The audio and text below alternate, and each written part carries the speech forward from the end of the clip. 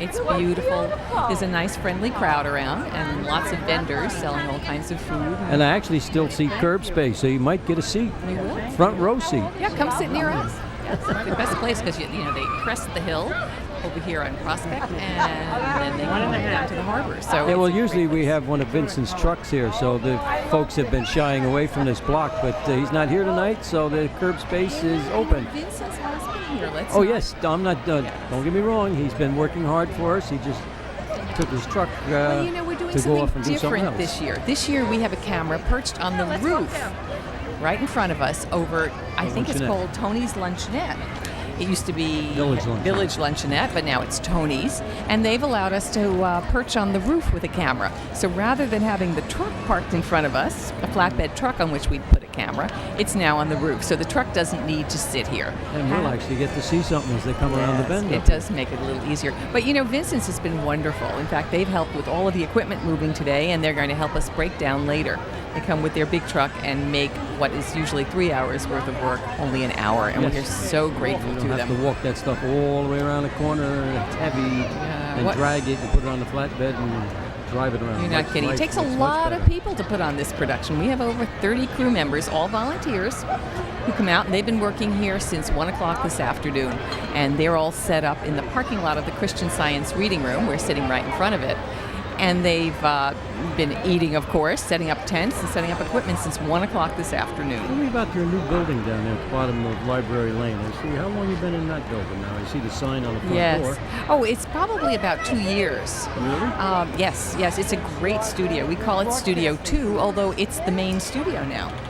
And we seldom tape at the high school except for big events. We do live election night coverage there, and I'm sure there are some other bigger events that get taped over at the high school.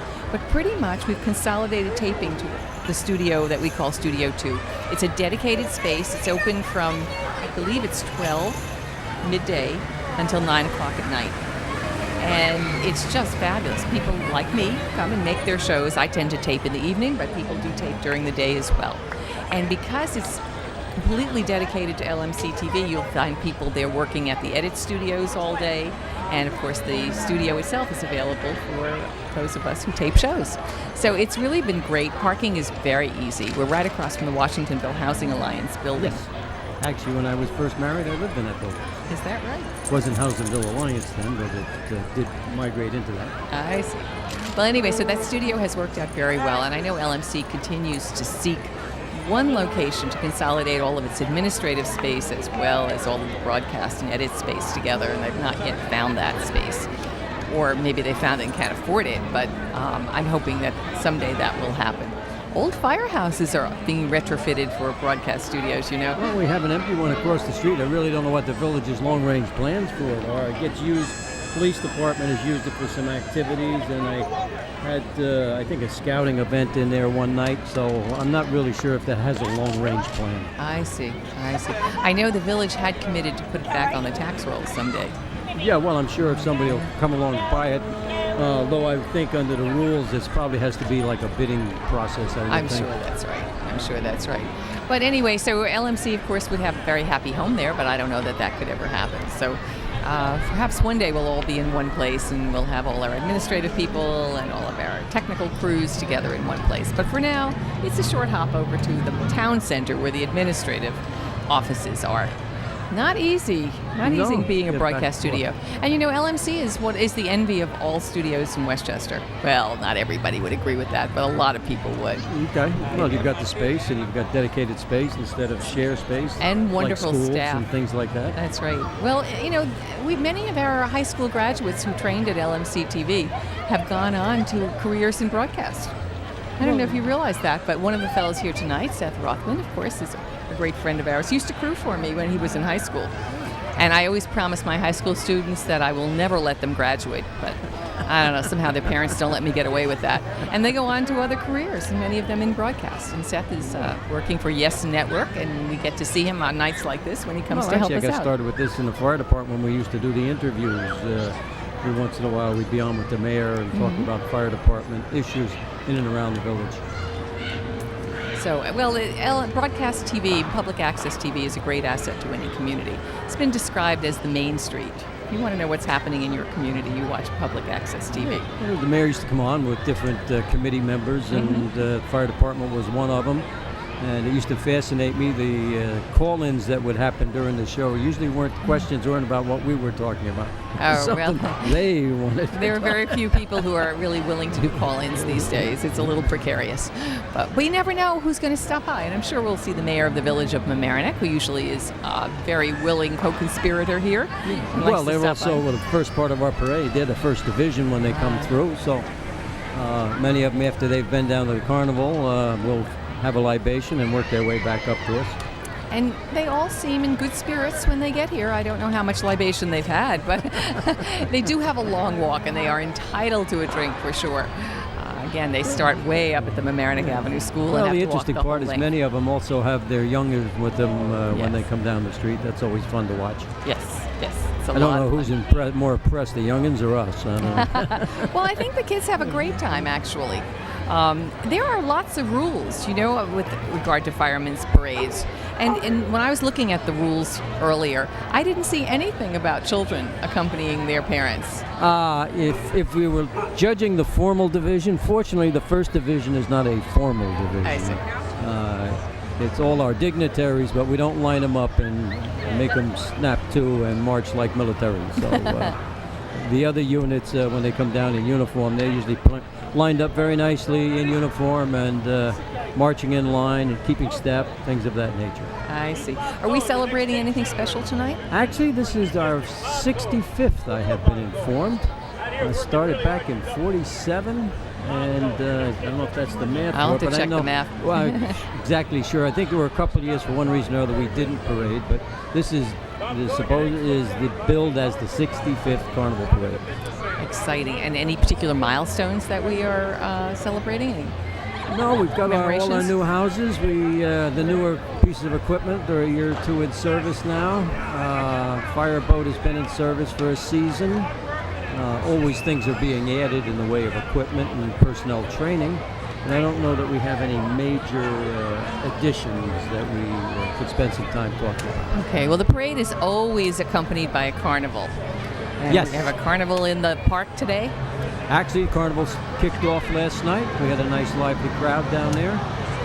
The usual child rides were up and running. Food stands were all set up and working. People are having a lot of fun with the dunk tank. We got a new dunk tank this year. The one we had in the past was a donation from another organization. We now have our own, I understand. So that could be the new Well, piece of equipment. that is a new piece of apparatus we have to celebrate. Okay. And who is going to inaugurate that dunk tank? I did notice some people sitting on it and a lot of banter back and forth between the person sitting on the board and those with ball in hand, which is always a lot of fun to watch. Great fun. And how long will the carnival be on? Final night is the 5th. We have 4th of July, and the 5th will be the night they pull the carnival ticket, the raffle ticket, I should say. And, So there are raffles for sale. Oh, yes, there are raffles for sale. It's $1 a ticket. Most of the guys in the department have been out door to door in a lot of the neighborhoods, knocking on doors, selling tickets. And you'll find them at some of the different stores on the avenue that are aligned with the fire So department. the selection of the raffle is the last night, the 5th? Yes, they usually do that somewhere in that 10 to 11 window. And once the ticket is handed out, that's the final event of the carnival, and the breakdown follows immediately. Does the winner have to be present? Nope. When you fill out your ticket, the name, address, phone number, and we definitely reach out to the information. As far as I know, everybody's always ended up with their check, and it's been cash. So, Good to know. and there was one year where they called somebody to remind them or something. They misplaced it temporarily. Any lawsuits over the tickets? Anybody buy tickets with others and then claim ownership? We haven't had that problem yet. Okay. Of course, we don't have that gigantic winning prize on tickets. But it's always a money prize. Oh, it's always a money prize, yeah. When it first started out, way back when, they used to give away a car. And the cars in those days were only $3,000 or $4,000. So now instead of giving away a car, which is now $20,000, they're still using that $4,000, $5,000 prize. Well, that's prize. a pretty significant Well, prize. it's a significant piece of money. So, Now, the carnival is a fundraiser. yes, it is. It pays for the social events that we run. We also donate to most of the organizations in town that are charitable in nature. The schools also get money towards the scholarship programs, both the Rhinex system and the Mamaroneck system. We give money to hospitals. There's a list of about 30 or more organizations that the donation committee meets a couple times a year and responds to those that write to us looking for donations, and organizations we've worked with that have been on the list for many years, and we just continue to donate to them. Now, is the carnival the only fundraiser? We have another thing in March. They have a ticket sale at a larger sum of money. It's a 50-50 kind of thing, and they do that in March. I think there's also a hockey game, isn't there? Oh, yes. We've also started hockey games, and occasionally there's a basketball game, although hockey at the moment, we have a number of hockey players within the fire department, so hockey is the hot sport of the moment that we seem to be As I involved was with. playing around on the internet, I found some other things that other fire departments do. Denver, Colorado does a mini camp for kids, which is cute for kids ages 5 to 6. Reynoldsburg, Ohio does a day of display of antique fire equipment. Hey, I that's don't neat. know if they all own it or if people come and That's let actually their a hobby. Some guys are fire department, but like people who collect old cars, there are some folks out there that specialize in fire equipment. Okay. And Ocean City, Maryland has a fire memorabilia flea market. Yes, I think that's tied in they run a convention in Ocean City, Maryland every year, and I think that's tied into that. The flea market is tied into that convention. But it's a flea market for all fire memorabilia. I didn't realize that people collect. Actually, somebody brought me a picture they found on the internet. Somebody had a leather flag that had something to do with hook and ladder, and we don't know what it was all about, but it was actually sold on internet. Somebody managed to pull a picture down. It was Mamaroneck Fire Hook and Ladder. Oh, isn't that funny? We think it goes back to the 1890s, but that was looking at the internet. Okay. But we never did find out who actually ended up with it. Now, another, I think it was Raleigh, North Carolina, does a day of firefighter games. Yes. What games would those be? Actually, what they do is they practice stretching hose lines, and they'll fill up water. They'll put ladders up against a building or a structure and pass buckets of water up. They'll also crawl through obstacle cases with their turnout gear and breathing apparatus. I don't know if you have it on your list, but up here in New York State, they do a skiing one where they have to ski down the mountain holding a length of hose, a team. And if you drop the hose or you get wound up, it's kind of fun, and every once in a while the skiing doesn't go so well. And hose and skiers end up in a jumble. But that's done up right here in New York. I think they do it up at Wyndham. I think that's where it's held during the winter local months. Ski resort, right, pretty close to us. That's great. And we do have one sad event to commemorate tonight, and that's the death of our neighbor from the village of Larchmont, Captain Sullivan, who died unbelievably in a fire in his home. I don't want to go into the details of it because I don't have them all, but it was a very fast fire, and I don't think he stood a chance when he went. He got his son out, but when he went back for the rest of the family, with the amount of fire that was there, I don't think he stood a chance. No. Hopefully, for his benefit, he went quick. Oh, gosh, what a terrible tragedy. He, his wife, and 2 daughters died in that fire. And he was a former New York police officer. Yes, from the and Bronx. he was a captain down here in Larchmont. Right. So, Right. I So- guess that was his second career, Larchmont, after New York City. I think that's right. So I don't think it would be right to not commemorate that very sad occasion. And our hearts go out to him. And I wish his son well. That's got to be a rough toe. Terrible. Wake up one morning and no family left. Terrible. Well, on a lighter note, Good. let's talk about something really fun. I was reading about a fire department in Padua, Minnesota. Now, these folks were at a St. Patrick's Day parade, and they were dressed in drag. Now, I don't quite know why they were dressed in drag, but it was a gag, and they were doing that. And then came a call to a fire. So the all-volunteer firefighting crew were dressed up in drag, and they went to fight the fire. Oh, and there okay. are pictures of the internet of these firemen fighting the fire dressed in ball gowns. And I tell you, it's a sight to behold. Well, truth be told, we didn't have the internet then, but we've had some parties around Halloween where guys come to the firehouse for the party in costume, and fire alarms have come in and they have responded in costume. I have to wonder about the neighbor who opens the door for the fire department, sees a bunch of clowns. Or Darth Vader. or somebody in a baby doll that obviously isn't a baby doll. Responding that's a to night their to emergency. remember. Night to. Well, we'll have to talk more. But of course, the internet has changed everything. We can know yeah. everything. That's for Actually, sure. the Mamaroneck Fire Department has a wonderful, wonderful website. And I had lots of fun reading it. So, I mean, I commend that to everyone. And there's lots of really important information there as well, such as the requirements to become a firefighter. There you go. Now, I learned that you have to be 18 years old correct. or older. You have to be a U.S. citizen. Correct. And you must be a resident of the village of Mamaroneck. Yes. Or a and surrounding community. Yes.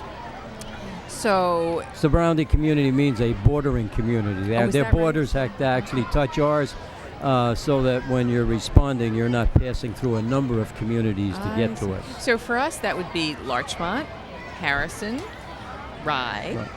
Scarsdale touches. Scarsdale touches us too, yes. So those are the communities Right. that you'd have to live in. So if you lived in Eastchester, you couldn't be a member of the fire department. Well, there is another caveat. If you actually work in the village of Mamaroneck and you're available for fire duty, we will take you. Okay. But your boss, years ago, it was very common for employers to let volunteers go off to fires. But with the changing times and cost of things, that's not as common as it used to be. I see. Well, if you're interested and would like to know more, you can check this email, recruitment@vmfd.org. Yes, we do have a committee that responds to those and contacts people, and we'll spend time interviewing and explaining the mission of a firefighter. What's the training schooling. like these days? Training is quite intense. Your basic training programs are upwards of 50 hours. The classes are generally held at the training center up in West Valhalla at the So they're county not reservation. local. You have to They go. used to be held right in the fire department, but with all of the needs and the equipment needs, the county has built a gorgeous facility up on the reservation up there in Valhalla.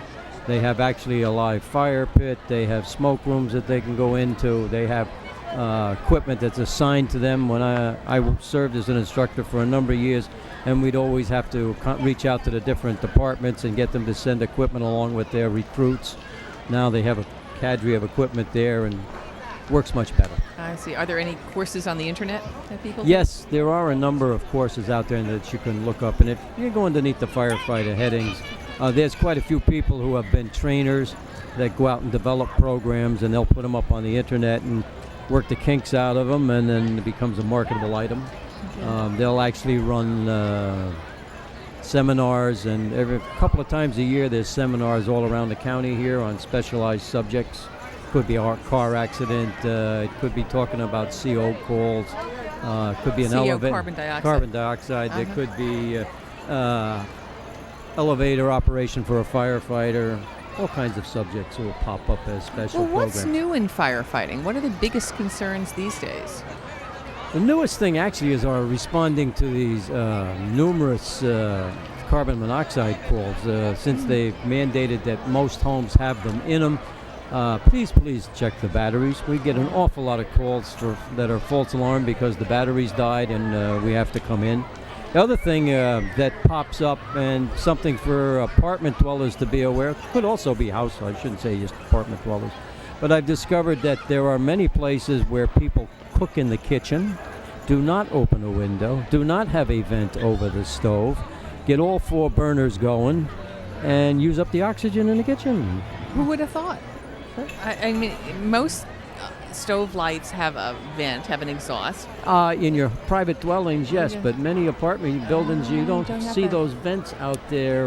Or they're not vented properly. Well, if they're vented properly. But many of them, they just have an open stove. I see. And, the room is fairly good size, so people don't really think about using the oxygen, because when you're burning a fire, you're burning oxygen up. I see. But the winter months, when it's real cold, all the windows are shut, the doors are closed, and sometimes they'll fall asleep with the stove on. And so your stoves are burning for extended lengths of time. It's not the half hour to cook dinner. Well, or what if you're cooking a roast or something that it really does take several Well, the hours? ovens probably aren't as bad. It's the open flames on the top of the stove top. I never would have thought of that. So is the motto of the story always keep a window open a little? Yeah, if somewhere? you've got kitchen windows, the rooms need to breathe. Okay. And air is one of those things we really don't see. We depend on it, but we can't see it. Yes, yes. And you don't realize when the atmosphere is... since those have come along, I sometimes wonder about the folks that fall asleep while they're cooking dinner. Used up the oxygen in the room. And they just didn't know why they were getting a little sleepy and sit down to yeah. rest for a few minutes? Yeah. Oh. And don't send me notes. I'm not pointing anybody. Well, does the fire department offer some suggestions other than opening a window? I mean, I'm thinking. Well, why when not we go turn to it- these things, we do mention them and talk to people. But is there a specific program? No. I mean, you sort of wonder. I mean, it's always good to set a kitchen timer. Yeah, You kitchen timer. even if you have to check. And if you're going to, particularly if you're going to cook for extended lengths of time, particularly around the holidays, somebody who likes to cook will have all 4 burners working most of the day. And you can use up the air that's in the kitchen. It never would have occurred to me that you could use up the air. It just what an interesting thought. All right, well, I hope that people are listening and you just take heed. And just it's one more thing to be a little bit careful of. Anyway, let's talk a little about the explorers. Those are the young folks. Yes, I believe they take them in at 13, is it, I think? 14 to 20. 14 to 20. Most of them are school students. We've actually had a few of them that went through as scouts and have actually risen up through our ranks and been chief of department. Is it similar to being a Boy Scout? It's actually sponsored by the Explorer organization of the Boy Scouts. They're considered an Explorer function, and they're assigned to a fire department. You can get Explorer accounts that are assigned maybe someplace around boating. You'll get them out west where they're doing ranching and farming. Here they're doing firefighting. Not to say they don't also do firefighting elsewhere around the country, but it's a popular Explorer or Boy Scout function. I see. So how many explorers are there in the department these days?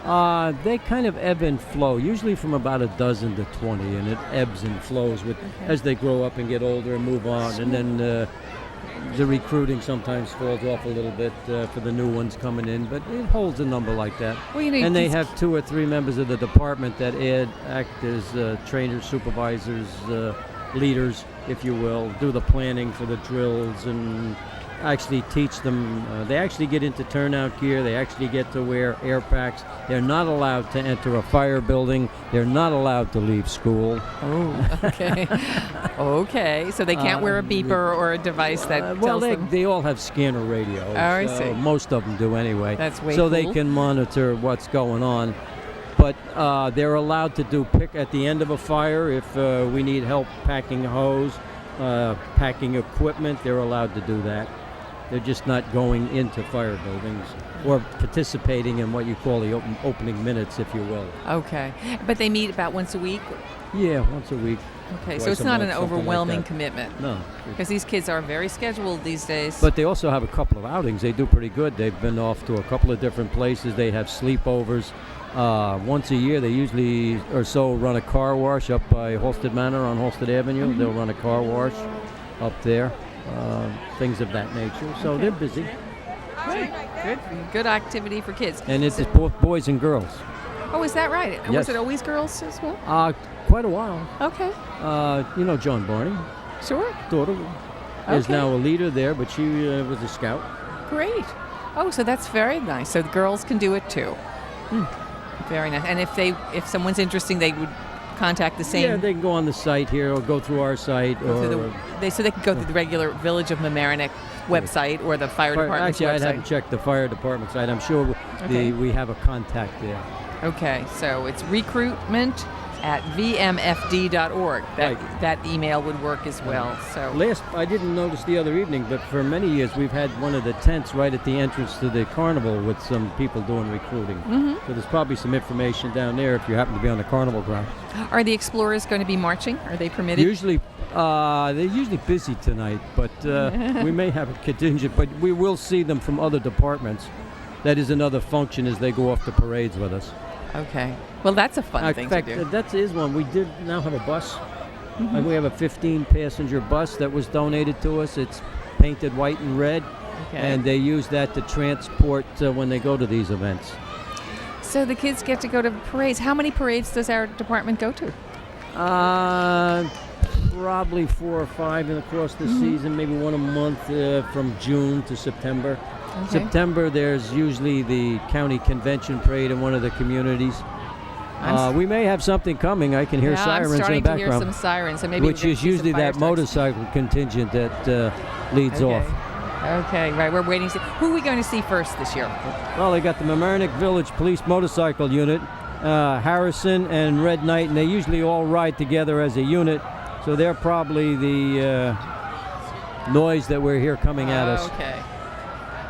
Village Mamaroneck. Well, keep watching your screen. You're going to see something very soon. Since we have that camera up on the roof, they'll probably see it. You can see on our monitor there's something going on. Right, we're starting to see them coming down the other street. thing that's happened in the last couple of years, they've moved the reviewing stand to the intersection of Mamaroneck Avenue and Palmer. For many years, it used to be up here in front of the. Now it's the Wells Fargo Bank. Right. I grew up, it was an A&P, but now it's the Wells Fargo. I keep wanting to say A&P, but it's the Wells Fargo Bank. Okay. And why did they move the reviewing stand? I'm not exactly sure. Well, I'll tell you what my theory is. I was reading through the rules of the volunteer fire judging, and it said that contingents may not be judged on a hill or going around a corner. Aha! Well, there is a slight grade to where we used to be. That's right. The other thing is maybe they get a chance. The ground is a lot flatter down in front of, and for those of you who don't know Mamaroneck Avenue and Palmer Avenue, you probably know the CVS that's located there. There's the motorcycle unit. Sorry to interrupt, but that's what we've been waiting for. Mamaroneck Village Police Motorcycle Unit. And mixed in will be the Harrison and the Red Knights, which is a social organization of police officers that have a motorcycle club. They also go to lots of funerals, other parades, provide escort services for special events. Quite a lot of the communities, when the kids baseball, football, basketball teams win things like the state champion stuff, they'll escort them around.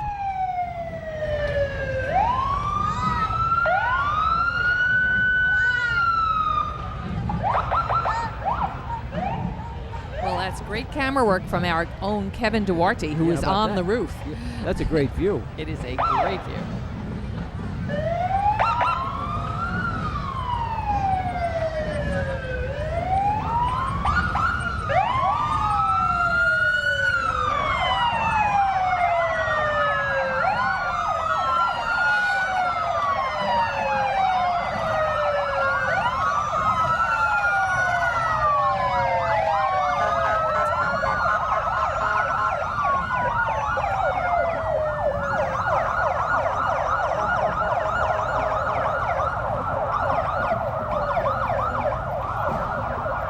We'll have to remind the audience of the rules. We don't talk over bands or sirens.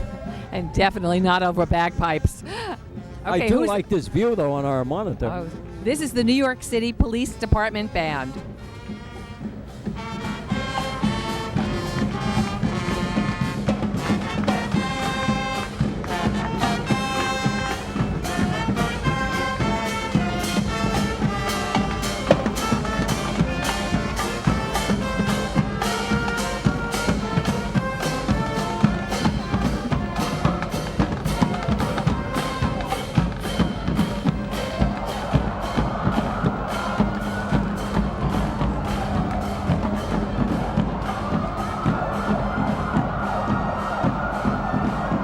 Coming up was the official That was fabulous camera work by our own Seth Rothman. Yeah. You probably picked up our color guard coming through. That's Village of Mamaronec's color guard. Color guard. Now, Ken, we were talking about this earlier. What does the color guard mean? Well, it's actually usually made up of at least 4 members and sometimes more. The flags are in the center, and you have guards on either end of the line. That there has sometimes to be someone on either side of the sometimes of they'll the carry flag. axes, or if it's military, they'll carry a rifle or things of that nature. But we use the term we have forever, and I never really thought about what color guard meant. Just meant the group leading the parade. That's right, but in fact, it meant that the American flag was flanked by guards, someone protecting it.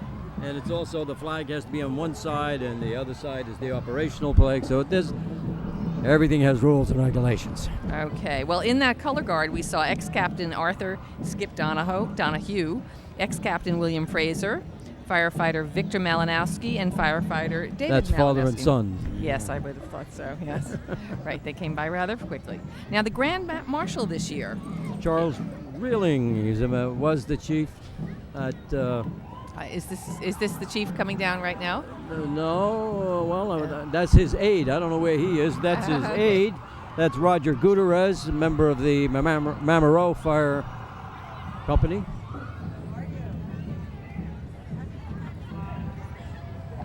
So and now we have the chief department coming through. You'll pick them up, and I see at least one of them has children in hand. We got Chief Simonowski, department chief, with his son Tyler. And then we have Chief Robert Pescia and Assistant Chief Craig Castorello. Okay, I think they're just going to come into camera view very shortly. Mm-hmm. There they are. They told us there they Chris are. has Tyler. We don't know who the other young fellow is. No. Very cute. He's gone for a long walk. Yeah. Actually, that's his second. Yep, doing good. Look very good, Chiefs. And department chief cars are following. One is driven by ex-captain Sean Martin. 2242 is driven by Anthony Santangelo, and 2243 is driven by Mike Sirocco.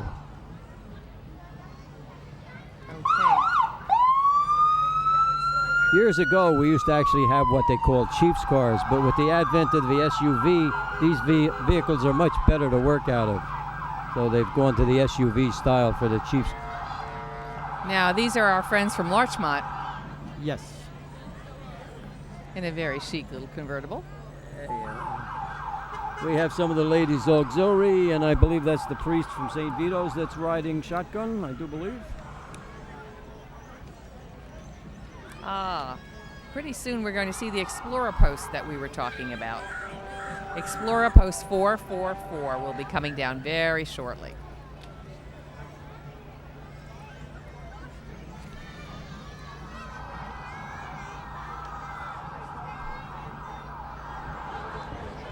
It's interesting, and then there's going to be another color guard. The next color guard is the Village of Mamaroneck Police Color Guard. The one we saw earlier was the Fire Department Color Guard. Yeah, they used to kind of march together. Well, I guess they've separated them out to give a little spacing. Okay. Now, pacing the parade is no easy thing. Oh, there's the Explorer Post. They've Yes, just come here they onto come. view. And there's the mayor, I believe, behind him. There we are. That's the Explorer Post.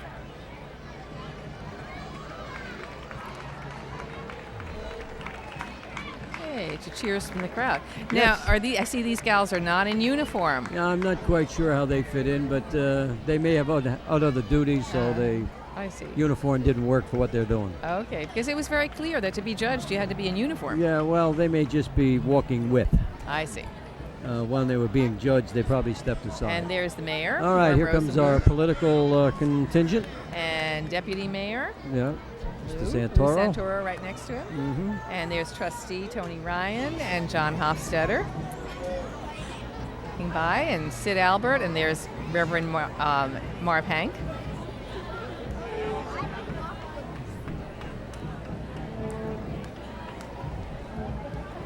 And I believe he's our village treasurer. Ah, yes. And that is our village manager.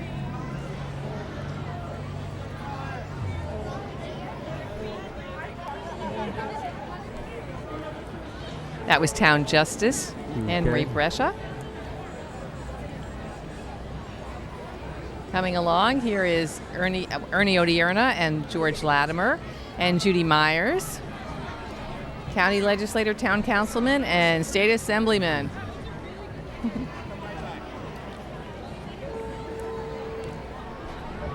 Okay, a little hiatus.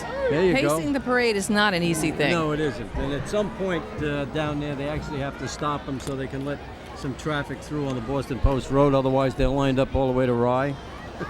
All right, that's a little in one dig. direction and New Shell on the All other right. side. Okay. So they do have to let them through. It's actually not as bad now. Long before 95 came along, used to have all the trucks back down there also. Well, this was not an easy night. The Mamaroneck Historical Chief Society, Indian Wapa. Wapa. How do you say that? Wapa. You give it a go. No, I'm not going to go there. All right. Well, there he is, our Chief Indian. Yes. He's actually a resident here in the village who has taken up the hobby of studying this Indian chief and his history. Right, and he's performing at many local events. I don't know if he's available for birthday parties, but hey, you got to ask. All right, and who do we have here? This is the other color guard? This is the Village of Mamaroneck Police Color Guard. And you'll notice on the end is the two guard purse handling the guard duties. Yes, that's right. Well, now I understand things quite differently. Followed by what should be the Mamaroneck American Legion post, number 90. And they should be followed by the Larchmont American Legion post, number 347.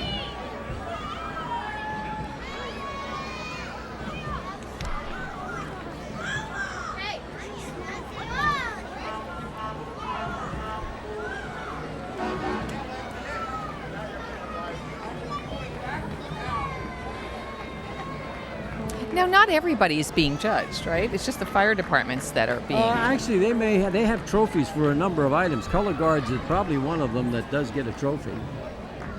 And I believe this is the Knights of Columbus. I think they've just Color passed guard? us. Yes. Did they? My notes don't show the names of the gentlemen. No, I don't have that either. Knights of Columbus. Right, the Knights of Columbus.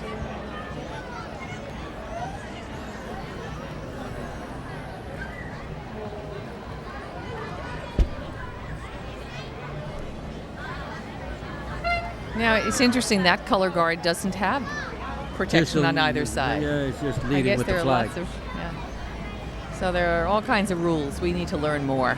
Well, there's rules and then there's the normal activities. Okay.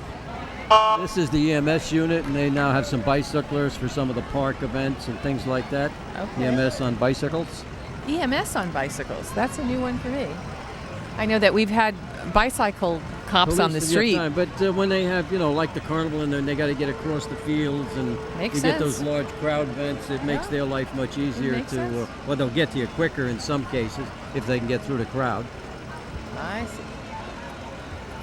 And if they're out patrolling, if you will, looking for folks that are having issues. I believe we have Sea-Tow coming into the Okay. picture. And This is- Sea-Tow. A Sea-Tow is actually a boat. That It's actually a tows boats. service. It's like instead of a tow truck on the highway, this works out on the water. You actually contract with them, and when you're in trouble, they'll come to your aid. They will also come to the aid of those who have emergency failures of one type or another. Who knew? But they're out on Long Island Sound. They've been out for quite some time. So is that a private enterprise? Yes, it's a private I enterprise see. providing emergency services on the water versus a tow truck on land. And how many boats do they have? Actually, I believe they have at least two around the Mamaroneck Harbor, but there's quite a few of them on the Sound, serving out at different communities. It's a great This is idea. It's one of their bigger ones.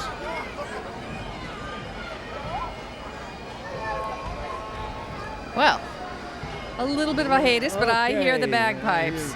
All right, so we're going to be led off by the town of Mamaroneck. Well, actually, And the Grand Marshal here should be Robert Deshensky, Right. and he's one of our members that started out as a scout Is and that went right? up through the ranks. Well, He's also a police officer in Elm Street, New York. and this is the Yorktown Irish Pipe and Drum.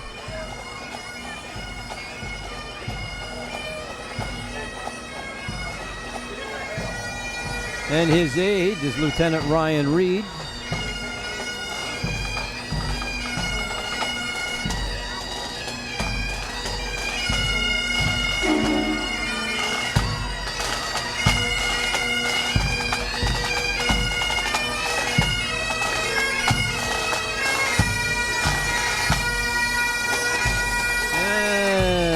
They're leading the town of Mamaroneck Fire Department, who, if like in the past, probably have all their equipment here and will make a right-hand turn down here on the Boston Post Road when they get there. On their way home. And we have a couple junior members here.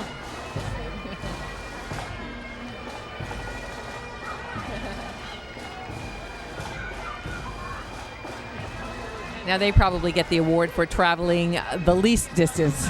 Well, actually, Harrison could give them a run for their money. I suppose that's true. They're probably here. But they do have I a good know. turnout if you look at this line of march. We sure do. We have over 33 contingents. I was talking about this group in Yes. the town.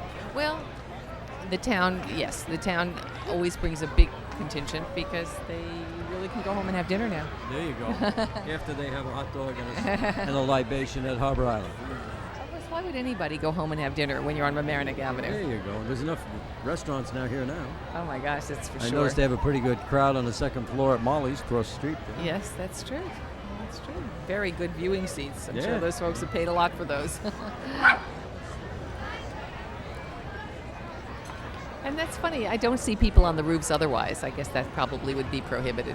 Yeah, I'm sure most of the roofs are kind of closed off from the downstairs. The people aren't up there. I wonder if the Mamaroneck Library is open because as I'm looking up at that beautiful new building, I see all the lights on. And there are some pretty neat places to watch the parade from there. Actually, I'm not too sure the view is good because of the building blockage. Right, but there are a couple of windows that are unobstructed. Yeah, these two we're looking at. Very cool place. Okay, well, we have a little bit of a hiatus. They've stopped the march for a short period of time. And we've got the town of Mamaroneck folks who are standing in Yeah, front on of us. your camera, these are gentlemen all from the town.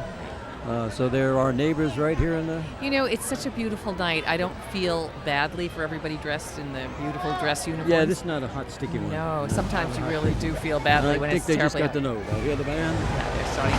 They're going to step off some more. Once the town members pass this, I believe we have White Plains coming into view. Now, some departments bring a band and some don't. Right. Are there rules about who may bring a band? No, it's just if they wish to hire one. Almost all of these bands are getting a fee for appearing in the parade from whatever fire department has asked them to march with. And here's a couple of our future members coming. I think they passed through the TV camera. Yes, they have. Horrible children. Horrible. There are lots of kids on the street White tonight. Plains has the fire commissioner here. Phyllis Whitner. Phyllis Whitner is a council person in the town of Mamaroneck. And she gets her own escort. Oh, you've got Ken. Look what's coming. Okay, well, this would be the Scarsdale Police Department, I think. Let's look for the sign. But I don't have any information. Any notes on the horses? No, I don't, but they are beautiful. I don't remember seeing them before, although they are just gorgeous. Well, town of Mamaroneck future firefighters. So somebody from the town of Mamaroneck They weren't, obviously I has guess- a connection with the horse. Well, this people. is a surprise to us. It is beautiful. They have a bunch of kids in the wagon being pulled by two gorgeous horses. What a surprise. I don't think we've seen that before. No, I don't think we have either. Much more interesting than all the SUVs, I have to tell you. They're all starting to look a little bit alike to me. Yeah, but they are much better to work out of than the cars were. I'm sure. Or the horses. Well, there you go, true. Actually, all these departments around here that have been in existence had started out with horses pulling the equipment. That's true. Now, I don't know if we're going to see any antique fire equipment tonight. We usually We do. might. We usually see a few. Supposedly, Scarsdale has a antique pumper coming. Over the years we've been doing this, we see fewer and fewer pieces, though. Maybe they're hard to maintain or hard to transport. Yeah, well, it's also a lot of dollars. And here again, the people have to really fall in love with that activity to keep them up. And a lot of times as the equipment ages and the parts break, you actually have to manufacture the parts. You can't just run off and get them. This is all the town of Mamaronec's active equipment on display. And every department likes to show off their equipment. Absolutely. Is there a little competition between departments over who Oh has yeah, what? if you actually went down to the island here afterwards, they'll all kind of gather up and go over each other's equipment. They'll discuss the high points I and see. negative items that they may or may not have. Quite often, a lot of trucks get the ladders up in the air I see. and hang the flags from them. It can be quite a display at the end. And what's very sought after in fire equipment these days? What's the new thing? Well, actually, it's just if you look at the equipment, the size of the equipment, what it'll handle. Engines are bigger. And it's also, as you go around the community, you're often reading about them building new firehouses. Well, if you look at the size of this equipment, That's you right. can't stick them in old buildings. One of the reasons the one across the street is closed because we can't put our equipment in there anymore. Yes, that is a problem. Also would require some major structural adjustments to the building because the weights are tremendously higher than what the old equipment was. Now, do communities need to upgrade their fire equipment as there's new development in their downtowns? Well, all your fire insurance ratings are all based on those things. The age of the apparatus, the amount of water that's in the ground available at fire hydrants, amount of training that your department undertake. So all of those things are calculated into your fire rates. I see. And actually here in the village of Mamaroneck, we have some of the lowest rates around. Well, now here's the White Plains Fire There Department. you go. Okay. Let's give our friends a little attention.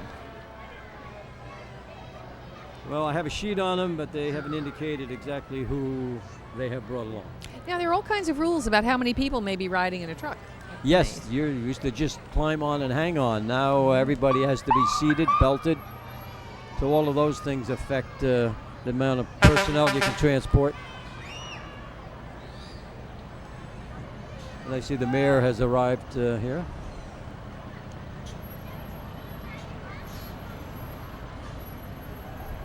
Yeah, but for judging purposes, they're allowed to have two people in the front seat. Did you know that? Yes, I was aware of Oh, boy, I'm learning something every day. Hello, evening. Mr. Mayor. We're being joined by Mayor Norman Rosenblum, Mayor of the Village of Mamaroneck. Hello, Norman. How are you? It's a I'm pleasure well, again. Mr. Mayor. Every year, Yes, it's every terrific. year. You look great. Was it Thank fun? you. You have fun walking down the street? A little hot, but still enjoyable. Did you Better do than the the predicted rain. We only saw you come around this bend. Did you do the whole length? Oh, the whole length, down and back again. Okay, I'm And very as a matter of impressed. fact, we were meeting this morning. We happened to bump into each other in the diner. and oh, we're that was an talking official about, meeting, right? We were talking about how many parades you went to, actually from the very beginning. And I was probably 5 years old, and I just went up there to do it again. But we were standing up when it was my Uncle Ruby's office. So that had to be, You're 65 years ago. Wait, we're talking about where Molly Splains is now. Right. Okay. Formerly, when it was, it was a building my grandfather built, like 1920s, 30s. What fun! What fun And it's for just, you. it's a continuous sense of, and I repeat it over again, volunteers. This is the greatest image that I think the Village of Mamaroneck can have. It's fantastic, it really is. And what's really interesting Norman, is we when- have to move the mic a little closer. What's really interesting is with all the different parades, and it actually started, I believe, with the St. Patrick's Day Parade, and then a couple other Memorial Day Parade. It used to be when you start at Mamaroneck Avenue School, it was extremely sparse until you got to the railroad bridge. And I can tell you, it's as crowded all the way down, all the way up. I mean, it's a great thing to see for the Village of Mamaroneck. I would think people have their special spots. I recall when my kids were little, we would sit at the foot of Mamaroneck Avenue because that's where the kids like to sit. And it worked for us. That was fine. And it's true. I mean, when you're walking down, I know exactly where to look families, not even individuals, and they're all there, and they go, "Yay, Norm!" Right. how are you?" They've Stuff got like their that's spot, great. and they That's spec it right. out early on. And right? don't try and take their spot either. Well, I had an interesting experience tonight driving down the post road from Rye, and I'd never done that on fire parade night. I always come from a different direction or walk to the site, and I couldn't get down the post road. I had to literally park my car and walk. It starts around 3:30. People know they want to come find a parking space. I was astonished. Yeah. I mean, it's backed up all the way to the post road, all the way up to Oakland Beach. And plus 95 was jammed, which makes it even worse because everybody gets off 95 and goes up to Post Road. One of your antique pieces. Oh, yes. We were talking about the antique vehicles and how many we were going to see tonight. They're always fun. Well, I think what you never lose, which is great, is you walk up the great percentage of little kids that are watching this. And I can remember from that viewpoint, it's just something special. It is so exciting. When I tell people that I'm going to the Fireman's Parade, some people kind of raise their eyebrows and say, you're not a little kid. You don't have little kids anymore. I said, it's just fun. It is. It's great. And It's also a great social night. You catch up with the neighbors again. It's true. It's true. And you get some of them coming back from colleges. They gather up and from the ones that all went to the different schools. Well, it's true. Come back home again. Just about everybody's home from college now, right? They might be hanging out. So tell us, Norm, what are the big issues in the village that you are working on now? What are the big issues that you're working on in the village? You know what? We're gonna hold it for a moment. Okay, we never talk over bagpipes. Trying to talk over sirens and music doesn't work. This is the Westchester County Police Emerald Society.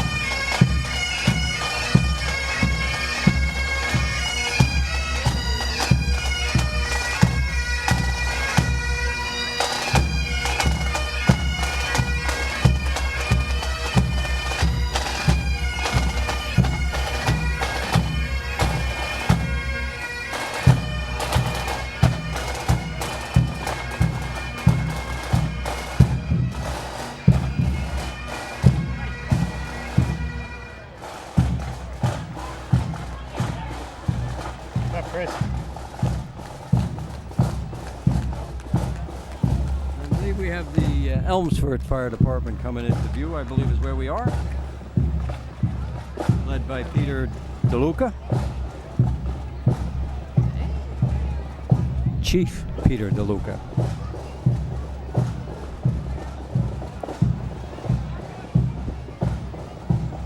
Okay, while we look at some more vehicles, Norm, tell us what's exciting in the village right now. Well, actually, like any place else, the first concern we always have is the taxation, which leads into all the other projects that we look at. We just had a meeting last night, of course, with the LWRP. Village Romantic was the first municipality in New York State to have an LWRP. That's a local And as the waterfront leaders, revitalization plan. and that's one of the key characteristics of the village, which, of course, we're all looking to maintain. That will be, while it's been extended so far, we are coming towards the end, and probably in the next several months, it will be submitted to the Board of Trustees and then to the Department of State. Then it comes back to the Village of Romantic again. Now, I noticed that the village did not do a harbor festival this year. The village did not do its harbor festival this year. There was, I think probably what happened was the two main characters that we ran. Jennifer, of course, had a blessed event, which is great. And then it was just a conflict of with the staging and so on. Hopefully it'll come back next year. And if we can get people to, there was a whole core of volunteers that are waiting to do it. Of course, we have the Mamaroneck Shares. That's coming up. We have other events. We have the St. Patrick's Day Parade, which is the first one. Was this the first year? And yeah, that was it. That will be again next year. Actually, on St. Patrick's Day this year. It'll be very good. There are a lot of other events. Shares organizes the block parties over the summer. And there'll be 3 block parties this summer? Yeah, 3 left. We had one. There's one in July, one in August, and one in September. They're on a Thursday night. I don't know the exact dates, but if you can go on the village website, you can find out the exact dates. Or you can go on Mamaroneck Shares website also on the internet. And of course, some of the other problems that we were looking at or considerations is parking in the village, because the village is suffering from being successful. We have yet another restaurant opening up. Wait a minute.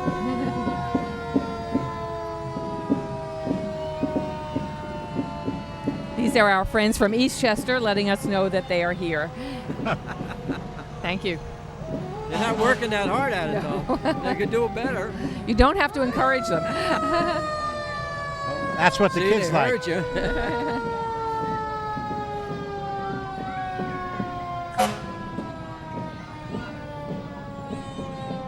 This one actually is Bedoga. They're one of the companies that usually end up with coming the furthest out there in Jersey.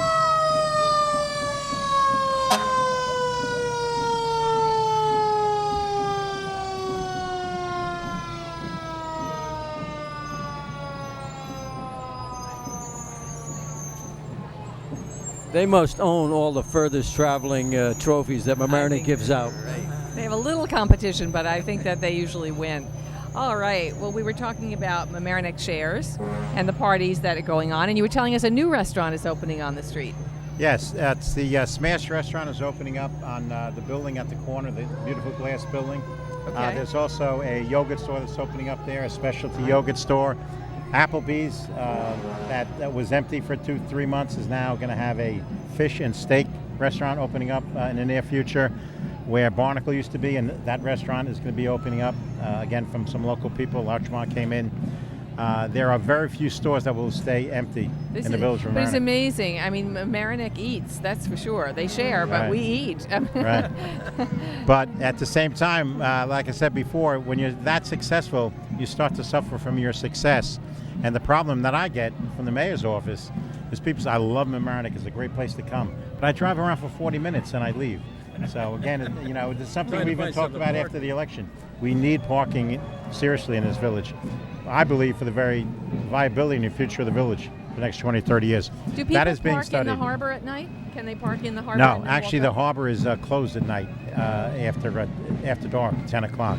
I see. There's a new mayor's ad hoc committee that's reviewing parking facilities and parking in general in the village of Mamaroneck. It's Big also scourge of another the aspect suburbs. to it, which is the revenue. It's a good source of revenue for the village, so it's another thing being looked at. You just have to find a place for it. Yes. Okay, now tell me, We've got Ken, who are we listening to? Mount Kisco Ancient Fife and Drum Corps leading the Mount Kisco Fire Department. This looks like a fairly young group.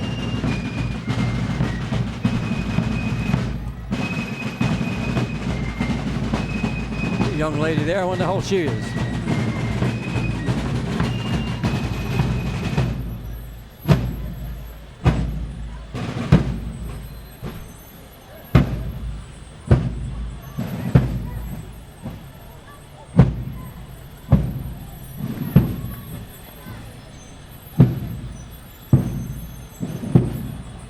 What's interesting is if you look at the trucks, the different titles they have and the history. Shows you the history of how they developed.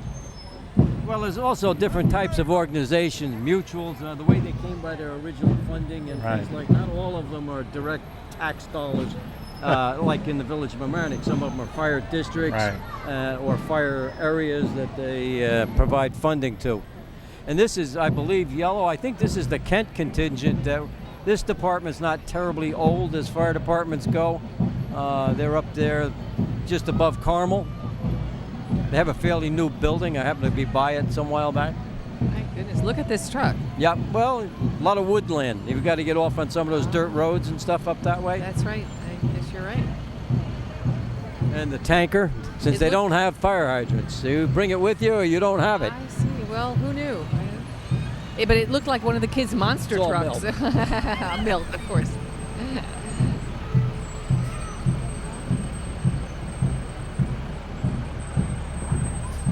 Yeah, but what they actually have is large portable tanks that they'll put on the ground, and the water will flow out of these tanks into that small holding area, and the hose lines will be fed that way. And then they're able to shuttle, when you have mutual aid up county, it'll take 3 of these to fight any kind of a structure fire. Now, here's a question for you. How many other departments have all volunteer fire departments? as we do here in the village of I Mamaroneck. believe that you can correct if I'm wrong. On this side of the county, we're the only one. All the rest of them share professional and volunteerism along the Sound Shore. You have to, if you go over along the Hudson River, Irvington, Dobbs Ferry, and over that way, they're all volunteer Those are departments. volunteers. All of the major cities are 90% career. Scarsdale has a small contingent of volunteers. White Plains, there's a social group that they have. They really don't go to fires. It's more of a social organization. We're one of the larger ones, correct? We're one of the larger volunteer groups. Yes, we're definitely one of the larger volunteer fire departments around. You go up Rye, Portchester, they have the split career volunteerism. So traditionally we've been able to maintain it and look to maintain it going forward, although it's getting harder to get manpower. And an interesting point to that also is what we talked about before with the prime concern of everybody's taxation. The Village of Mamaroneck not only benefits from the volunteerism, but economically, the Village of Mamaroneck spends approximately $650,000 to $700,000 a year for fire protection. But if you look at Rye Brook and you look at Rye and you look at the local municipalities similar to the Village of Mamaroneck, they literally spend millions and millions of dollars. And we are the expertise and the level of firefighters in the Village of Mamaroneck. We're B-rated. It's like almost a paid fire department. Amazing. So there's multiple benefits. Does the village actively recruit firefighters? I mean, do you talk about that at village board meetings? I mean, how to encourage people to participate? Oh, absolutely. Of course, there's always differences of opinion, but it'll come up in discussions if, of course, if you need a new fire truck. So, of course, it's a major expense. But what we've done in the past 2 or 3 years, we now have a capital expenditure program, excuse me, where we're actually putting money away and planning for the future. And every 5 years, we will be purchasing a new truck and replacing it. There's a cycle of 20 to 25 years. And what do we do with the value of old a truck. trucks? What happens to the old trucks? They usually get sold off to smaller communities, and there are dealers that will come in and take them. And one of our trucks ended up in the wilds of Colorado. Oh, interesting. All right, since we're looking at the parade, who are we looking at here, Ken? I believe we have the Bridgeman, I think. Westchester Brassman, I'm sorry. Westchester Brassman. We're now in the 2nd division. Yes. And leading the is Vinny Keck, and he is a former chief of Village of Mamaroneck Fire Department, Village of Mamaroneck employee.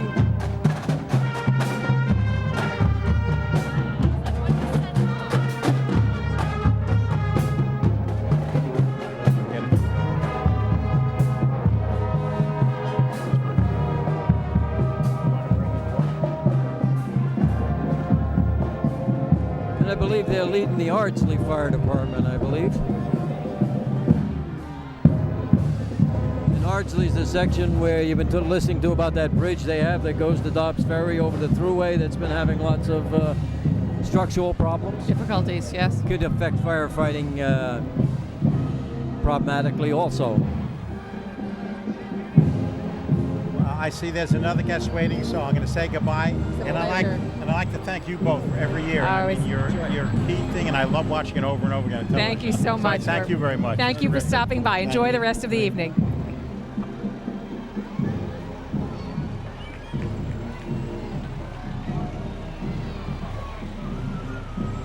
Well, this is a very large contingent. Yeah, and this is another community that's had, in the last few years, has had to rebuild their buildings. Hello, George. How you doing? Good. Yourself? Good, thanks. Hi. We have a little noise, but we're being joined by our State Assemblyman George Latimer. Hello, George. Alice, good to be with you. Good to see you. A beautiful night, as always. We have it organized that way. It's a terrific night. I think Albany helped us, right? I mean, you guys passed some legislation. I'd love to take credit, but I will tell you this much. What I get a kick out of representing different communities is I see people in the crowd who are here from Rye Brook, Portchester, Larchmont, New Rochelle, which tells you that this attracts people from all over. Yes, that's for sure. This is the epicenter of what's happening in Westchester tonight. Right. Oh, well. And with all the restaurants in town now, you just assume it's going to be another booming Mamaroneck evening. It is. With all the rest, It is really amazing. become a major draw around the area. In fact, when I meet people, they actually now talk about Mamaroneck as a restaurant. Right. They've been here, come here, have a plan to get here. So I've given up on my diet now. It's gone. Oh, well, There's too many places you to can eat. still watch what you eat. I know, You I eat could. carefully. I could. But the restaurants have very good food. We don't have fast I think food. we call this Company B, I believe, is what we call this group here. Looks like they have more fun than we are. Okay, let's watch them for a minute. I don't know about that.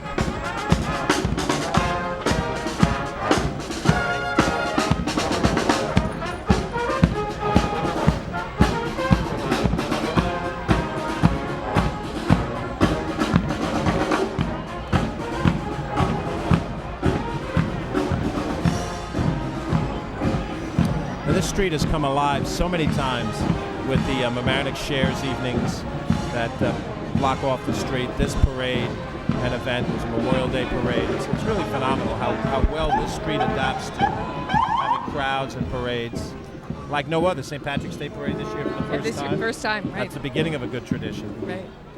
Yes, particularly since the Mickey Spillane's is the Irish center. If you Right, will, absolutely.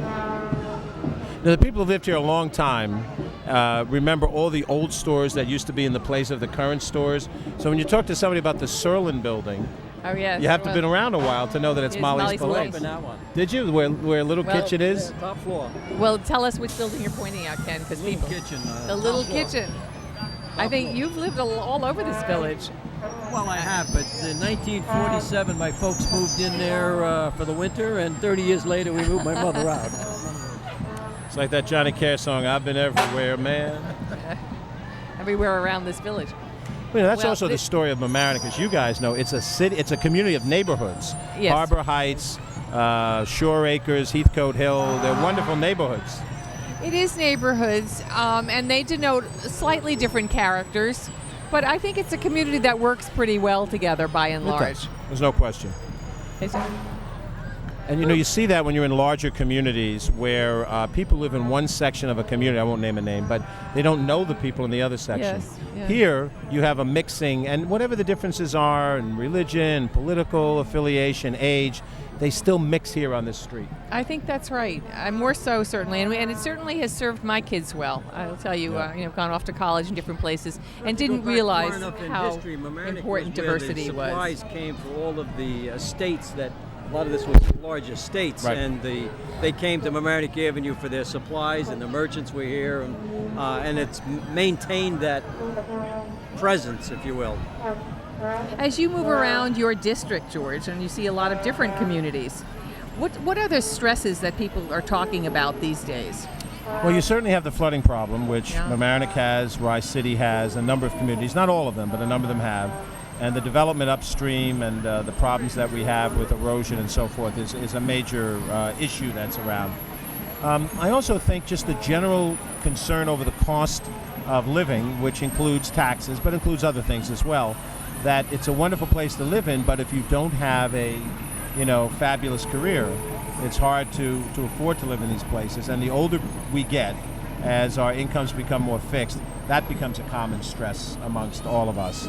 And that's not unique to any one community. Mamaroneck is a more affordable community than many others, and it has, in many ways, sort of the best balance of upscale and middle class as well. But every generation has their challenges, and so we have ours. But then when you look at what's happened at Harbor Island, how beautiful that is, and the improvements that have been made, and much with volunteer help, you realize that the solutions to Mamaroneck's problems are right here as well, in the people and the individuals and the wealth in Mamaroneck. That's a good sign. Some communities don't have that, and that's where you worry about those kind of communities where the volunteer spirit isn't there, as you have here in the fire department, other things. I think that's an interesting point. I mean, certainly, a lot of the improvements in the village were hard fought. They're not easy, but then people just say, well, of course. It makes the most sense. I'm sitting here looking at the new library that opened last summer. Gorgeous. But it's not just a library, it's a community center. That's right. And, I just got an email that said, it's a very hot day. If it's hot, come spend some time at the library, which is air conditioned. Now, for a lot of people, that's an important haven. For those of you on the television, the group coming through is Portchester, and chances are they're going to get the most men in line. Yes, it's a very large contingent. I don't think they left anybody home. See my friends from the Portchester Fire Department. I always hang around for my, quote-unquote, my communities. So Portchester, Larchmont, cheer a little louder from Mamaroneck and Rye. You know, it's a nice feeling. But we never know how they're going to be. We were talking earlier about Explorer Posts. Here comes another example. Another Explorer. And that's a particularly good program. A number of communities have it. And this was how we used to get the hose to the fires. You actually manually pulled it and wrapped the hose around that spindle there. A little primitive compared to what we do today, wouldn't you say? It is amazing. I wonder how many of us are in condition to actually pull that thing to the fire these days. Well, people are usually smart enough to have some animal do that, or maybe the explorers do that. I don't know. That's part of their rite of passage. They gave it to the explorers. Now, this Portchester department is a mighty large department, I will say. Are they that big because Portchester is that large? Portchester is about 30-some-odd thousand people, probably almost double the population of Mamaroneck. A lot of similarities between Mamaroneck and Portchester, just a question of size. And Portchester has more older housing stock, and so you worry more about fires, as Chief will tell you, whenever the housing stock is older, made of wood, attached to other structures. But they have both. They have a combination department with volunteers and paid men. Also, in the evenings, they still cover the Rye Brook section after 7 p.m. at night. During the daytime hours, Rye Brook does have their fire department. However, in the evening hours, Portchester by contract covers them. Interesting. I never knew that. You know, the mutual aid system up and down the Sound, sure, I'm not in the fire services personally, but I really watch a tremendous response when one community is in need, how each is prepared to, back the other one up. And the brotherhood, there's friendly competition, but there's real brotherhood in that family. Competitive Certainly. brotherhood, but yes, brotherhood. competitive. Well, actually, the mutual aid system started here and then spread through the rest of the state. Is So that it right? actually- It where did it not started exist here in the elsewhere? county and moved out. We had back many years ago, some of our more active members saw the need and started putting it together. I just assumed that existed everywhere. It's become more common, but if you go back, and like everything else in it, that had to be a starting point. I New see. York State was in this area. Now, do we consider mutual aid when we talk about equipment purchases? For example, how many high ladders do we need within a small area? Well, there are certain pieces of equipment that one department may have that's needed in that community more than it would be in another, and it will be borrowed by another community when needed. You think of New Rochelle, which of course has some very tall buildings. Yes. They have equipment that's specialty for their community, and there are times when you need them in another community, but you don't need to buy it in, say, a Larchmont to fight what the Larchmont fire structures are. But that's what the Sound Shore Fire Chiefs get together to discuss on a regular basis, and they look at those issues, and I think they do a pretty good job. Plus, we talk about consolidation, but you think in terms of Mamaroneck. Mamaroneck has a lot of built-in consolidation. LMC-TV is the mother of consolidation. 3 communities creating a singular, better local cable TV system than many of the other communities that keep it separate into each community having their own and not getting the kind of programming and the kind of quality that you get here. Well, we've talked about that many times. I think negotiating the first franchise agreement was probably the best example of intermunicipal cooperation that we've ever seen. And it's paid off well from the community, that's for sure. And it's got to come from the bottom up. It's got to be the local people in a community see the benefit. It shouldn't be imposed. Albany and White Plains shouldn't stick their nose in and say, you will do this. It should be bottom up, generic. We feel comfortable doing it, and we find common ground. And that happens more than people realize. But I should take my leave and let you guys do the professional work you're doing. We are so grateful that you came by. Thank you very much. Good luck to you. We're going to be watching you. Thank you. And best of luck. We'll be back in other opportunities. situations. Thank you. Okay. Enjoy your evening, George. Thanks for coming by. A little bit of a hiatus. Who are we up to? We're still in the second division, aren't we, Ken? We're North White Plains has come by. Believe is where we're at here. Okay. Yeah, North White Plains. Here again, this is a volunteer department that's up there on Broadway, north section away. North White Plains, it's the north section out of. Is there any coordination of how departments are lined up for March? Yeah, they send out a whole bunch of invitations, and some of it they kind of put you in depending on when you respond to us. And there are other departments that we'd like to walk with so-and-so, or we'd like to be near a band, or things of that will come into play. But a lot of it's based on how quickly you respond. And this outfit, what do we have? Young Colonials, marching with the Purchase Fire Department, another volunteer fire department that actually serves the Purchase College up there.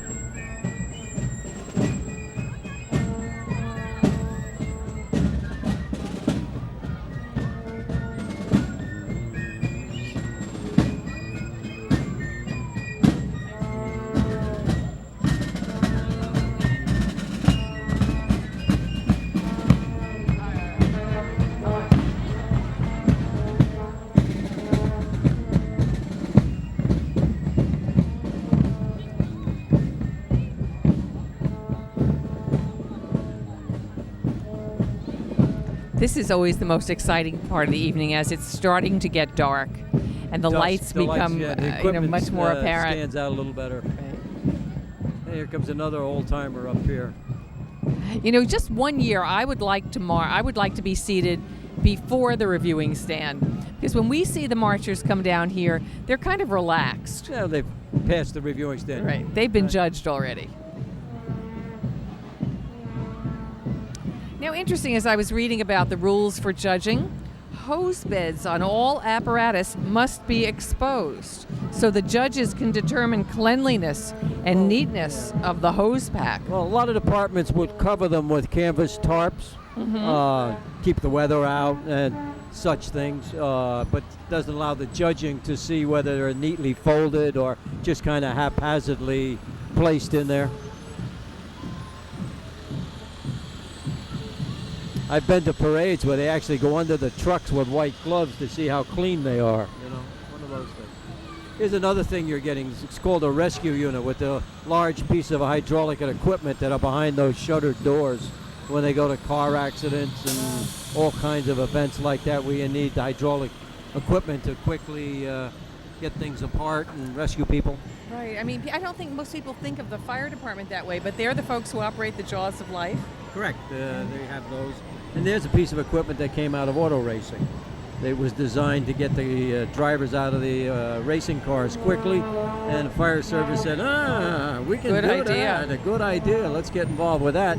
And we've had those well over 20 years, and they show up on a lot of pieces of equipment. We have a first due response up on Interstate 95, and those tools are often put to use up there, as you can imagine, driving at 70 miles an hour and banging into something. Well, here's another little tidbit for you.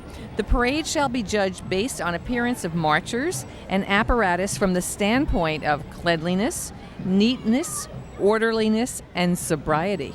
Aha! Take all the fun out of it, don't they? So don't start drinking yet. That's why the libations and the hot dogs are at the end of the parade. You don't want to see mustard on the shirts. Nobody's doing breathalyzer tests before the reviewing stand. Now here's another one. Should there be a tie for any fire unit or auxiliary unit award, the tie shall be broken by awarding to the unit with the most members in the line of march. Yes. We also have a couple of trophies they actually give for the most line of march. What I've seen so far, I would think Portchester's going to take that one home tonight. Yes, they've definitely got a lead. A little bit of a hiatus. Now, as we saw, the mayor stopped by for a little while, and he was wearing his civvies, right? Because municipal officials and clergymen may march at the head of their unit in civilian clothes. There you go. Okay, I've learned so much tonight, and I hope that you have too. Be careful, they hear you on here, you'll be in the judging group next year. I'll get a new job. Just as a comment, you'll notice the chiefs that are coming through, I don't know if you put it on the television, but they're carrying horns. Yes. Those horns actually, back in the turn of the century, were speaking trumpets. They now mostly carry flowers, but back before, there it is, before radio speakers and whatnot, the fire chiefs would holler their commands through those speaking trumpets. You go to the different firehouses, usually there's a number of them in the trophy closets. Interesting, I wouldn't have known. Now, how has technology changed the communication within the fire units? We've got radios, and now everybody's running around with a phone.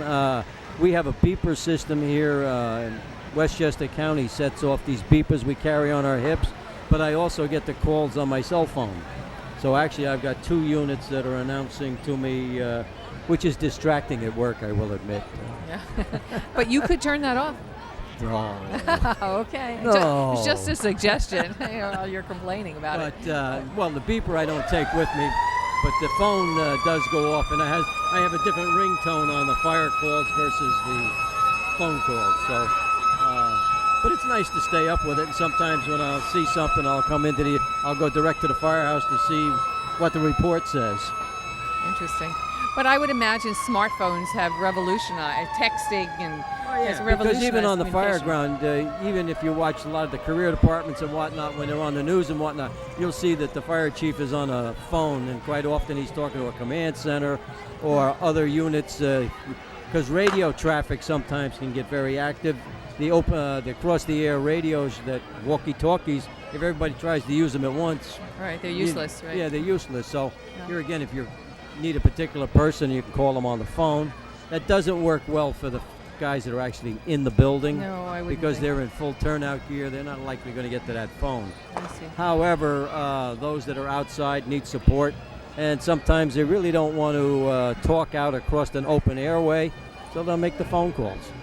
Interesting. You'll even notice the police department doesn't do as much over-the-air talking anymore, and all of the officers have cell phones, and they'll talk to headquarters that way.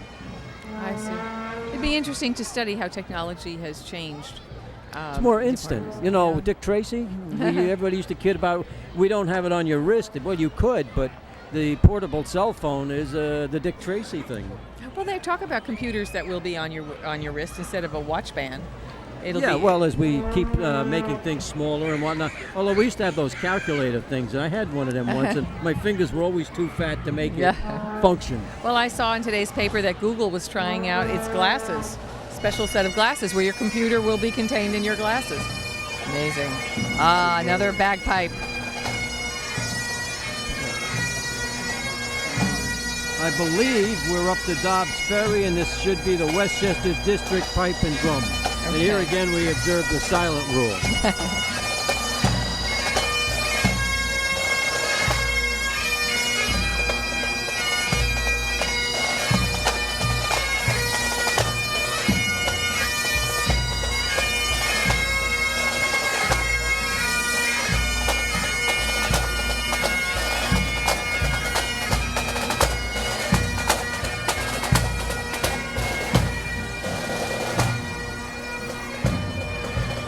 And Dobbs would be one of those all-volunteer departments on the other side of the county, along the river.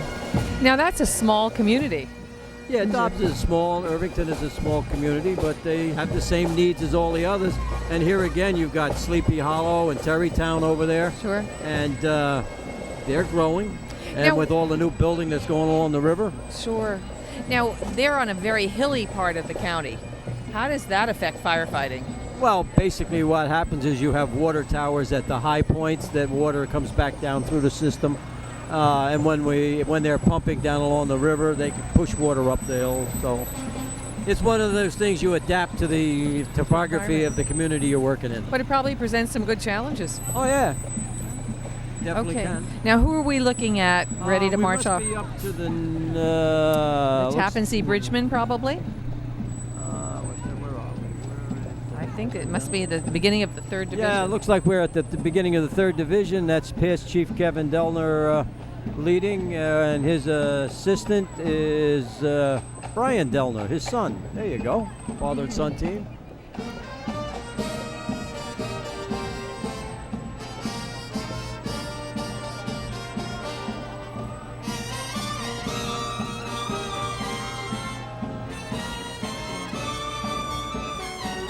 Only I'll regret. I won't believe that. Yeah, never mind. I'm okay.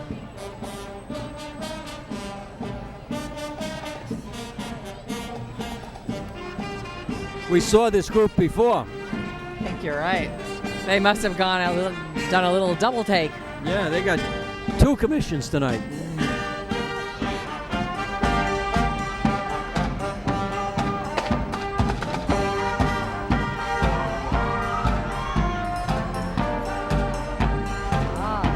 Now they are leading off our friends from Larchmont. This Tappan Zee Bridgeman may be, I don't recognize the uniform. These are the folks from Larchmont. It says Tappan Zee Bridgman, so I guess they did go through twice. Yes, they did.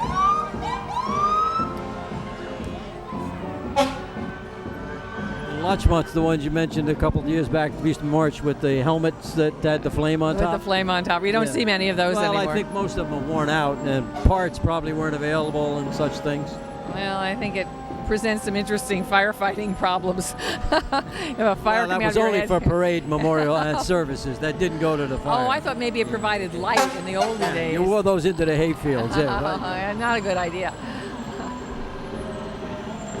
Now that's a mighty large truck for the little village of Larchmont.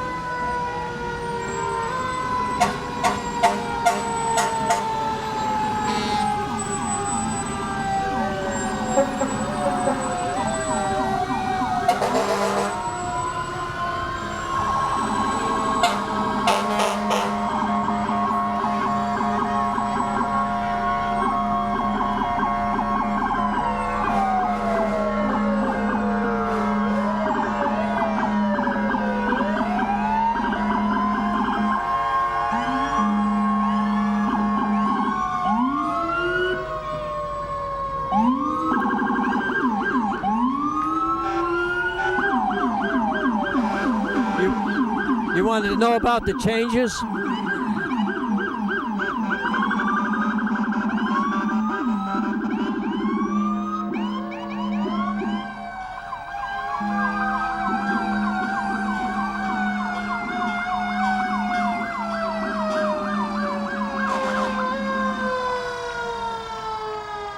And we also have Harrison as part of that contingent.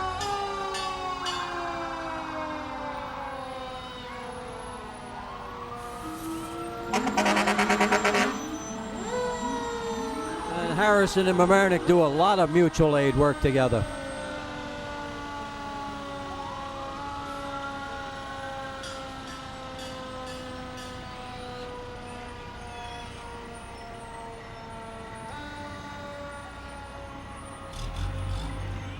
Are all the fire trucks now equipped with GPS devices? No, they're not. Mostly because we don't work outside our district, really, and we, as part of our training, is knowing your district and water systems. Well, but you know your district. But if you're providing mutual aid, you may be going into an area that you don't know. Guide us in, or by radio control, you can find our way. They'll tell you. Particularly as 60 Control is now a major dispatching agency for all of us. They'll give us direction. Post Road to XYZ Street and Westchester Avenue, third right off of Westchester, or something of that nature. Now, one of the big challenges in some of our suburban communities used to be that houses didn't all have numbers. Yeah, well, there is almost everybody has a law that you're supposed to number your house. Yes. Unenforced. Oh, that's... And people grow bushes and all kinds of things, and it's amazing that we find some of them. And sometimes we have to stop on the street and get out and I look. guess it's so charming, of course, to have a house with a name rather than a number, but do people realize how they're putting themselves in jeopardy when they need emergency service? And most people don't think they're ever going to have an emergency where they need us. It's going to happen to the neighbor. It's not going to happen to me. I know in one community I have some knowledge of, they have mandated special that your numbers be on some small illuminated piece of equipment. I mean, it's some green thing. They've done that, but most places done. require, I think it's a 6-inch, 3-inch. Huh? A 3-inch number plainly seen and near the front of the door. I've been in communities where they actually put the numbers on the curb line. Yeah. However, if you got parking, that can be an issue because you're not going to see the numbers at the curb line. However, if you have streets don't allow parking, that works well. And here again, the fire departments are pretty good at knowing. And actually, if you studied the numbering system here in the village of Mamaroneck, Ground Zero is Mamaroneck Avenue and the Boston Post Road. All the numbers branch out from there. And actually, some of it goes into Larchmont and up towards Harrison till they get to the line. But there is a system, and that's Ground Zero, and all your numbers work out from Mamaroneck Avenue and the Boston Post Road. Okay, I never knew that. Now, I actually have a training lesson on numbering in the village of Mamaroneck that I used to give quite often. I mean, who knew? I just never even thought about that. Now, earlier you said there's no more. Is there no more foghorn There's no more. There's no police- more siren? audible. There is a siren on volunteers, just a siren. But the air horn that we used to blow, Yes. when they tore down the Mamuro firehouse, they the air tanks and all of that went with it. I It see. was to be replaced with an electronic system, but budgets being what they are, the money. Well, you know, didn't I just have to tell you, surface. when I first moved here in the early 80s, we all knew the code for our neighborhood. And when you heard the siren, or you heard the foghorn, we used to call it, you'd sit and count the decibels. And if it was your neighborhood, wherever you were, you ran home just to make sure that it wasn't your house. Every intersection or basically had a number, and you could count the numbers. Right. And fives were the oriental section, the Right. first digit being a 5. Now, these folks are the threes were Celtic here Cross in this Pipe and area. Drum. Right. Yeah. Okay. Yes. Right. Each neighborhood had a code, Yeah. and you knew where the fire call was. Ladies Auxiliary making a very nice presentation. And they're all towing the yellow line, too. Yes, they are.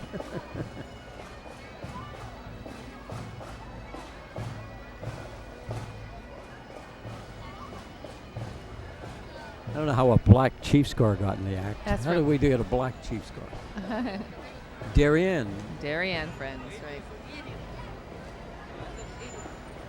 It's another thing. The traditional colors have slowly been fading in some cases.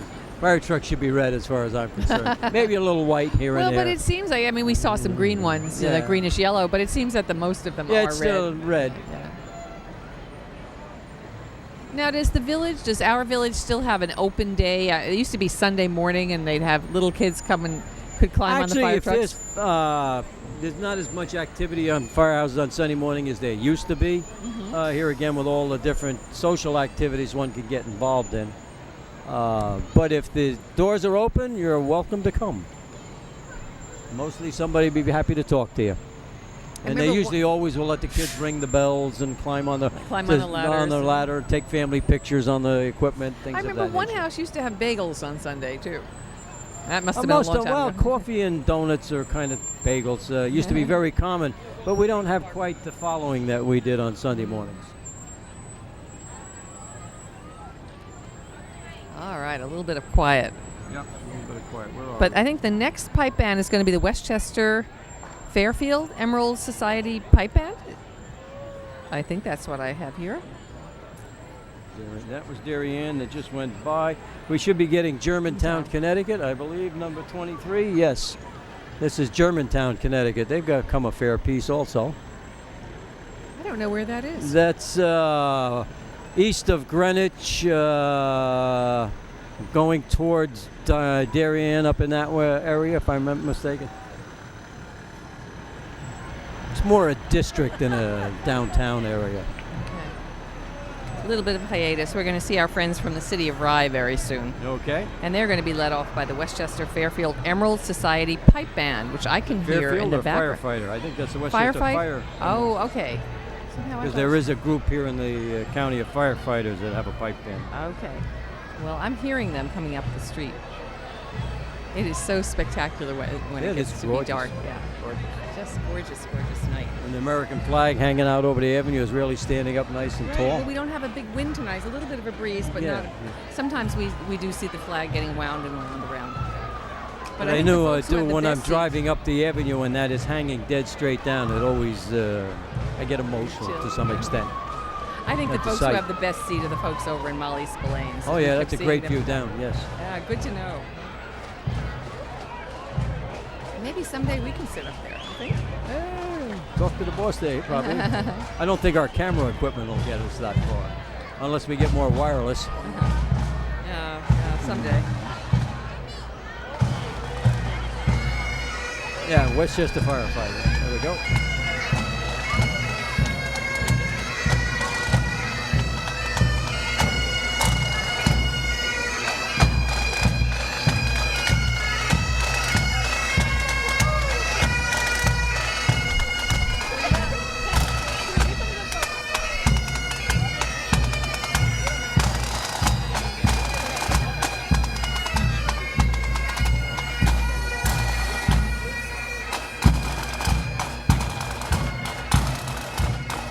And the Rye Fire Department is coming along.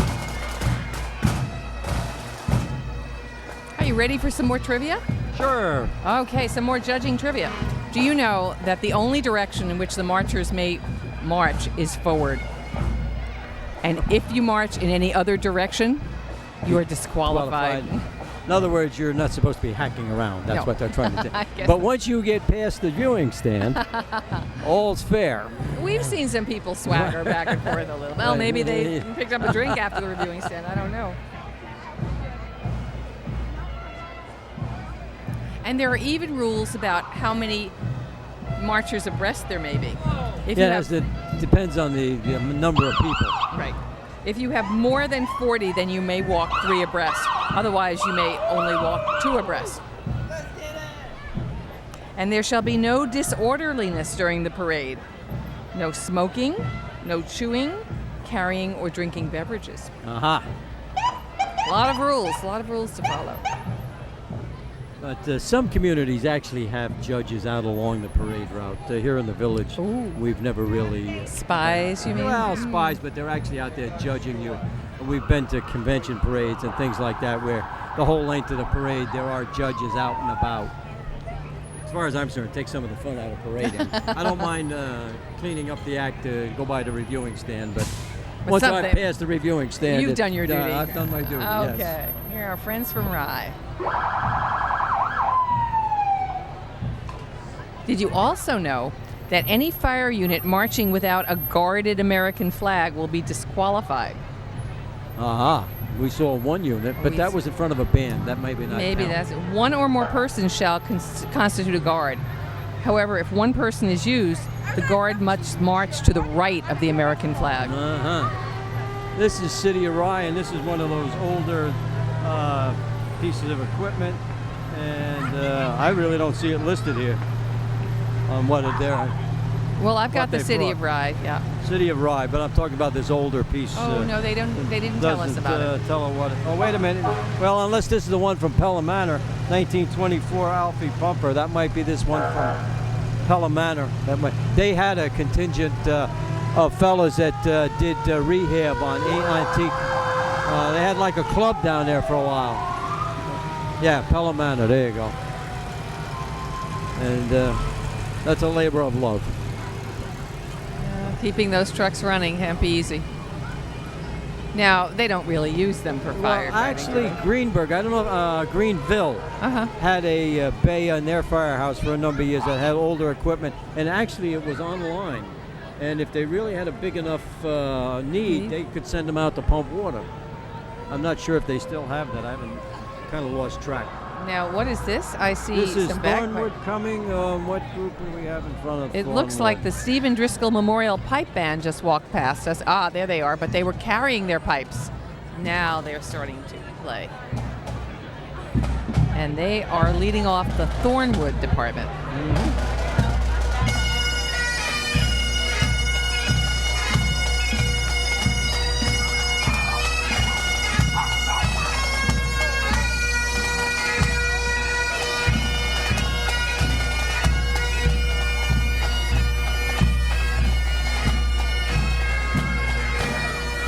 That color guard passes muster. Okay. Notice the axes, they're carrying them at port arms. I see. There you go. Oh, Talk another. about old. Wow, we really have had a 26. good night. 1916 Ford Antique Model T.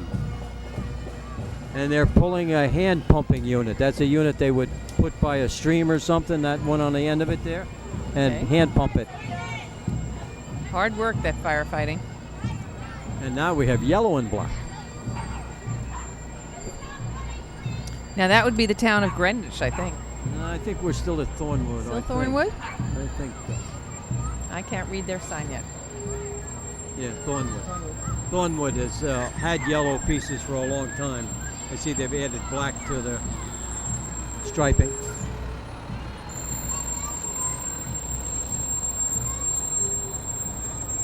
Well, Thornwood was one of the early ones to shift back when we started arguing about the most visible colors for a fire truck. That's I when the red kind of went away a lot of places. Sure. Because, however, it's always been my feeling with all the lights we put on it, if you can't see it, But So there's really no consensus about what color is no, best. every department gets to choose their own. There's nothing that mandates it. Just stuck in the mud old traditionalists, that's all. You know, we've never really gotten to study it, but many of the trucks have different insignias on them, not just the name of the department. Well, most of them are insignias they've developed across the years. Some of them represent the community, or some of them are symbols they particularly like. Some of them might even lead to cartoon-type characters to some extent. They like on them. Now, these are the Greenwich department, I would imagine. Okay. And they brought an old vehicle as well. Wow, this has been a big night. I mean, we hadn't seen this many. This is quite a probably a number of years. 1940 Mack pumper. Belongs to Costco. I doubt they have seat belts in that truck. Probably not. They didn't tell us what the age of it. No.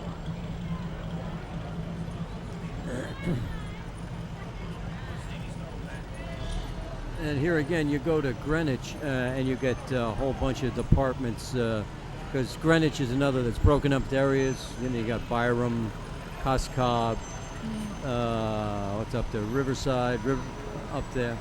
Downtown, the headquarters is downtown in Greenwich, things like that. Here again, outside, the tanker for the north end of the Greenwich, move water up and down.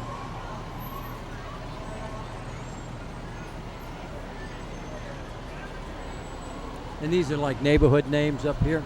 I see. That's Now, another thing you'd find on some of the names that they had neighborhood originally started out in a section of the community that had a name. Here again, Glenville is a section of Greenwich. Now, I'd imagine every department is mandated to leave somebody home. Yes, there's usually a contingent at home, except for the town of Mamaroneck. They're all here.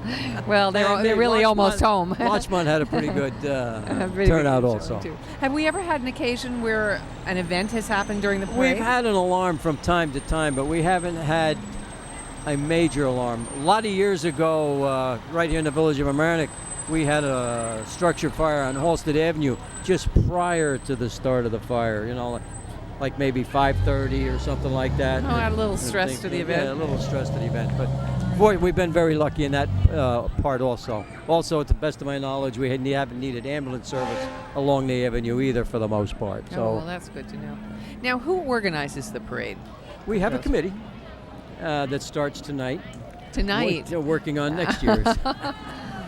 No downtime. No downtime. And invitations go out to about how many departments?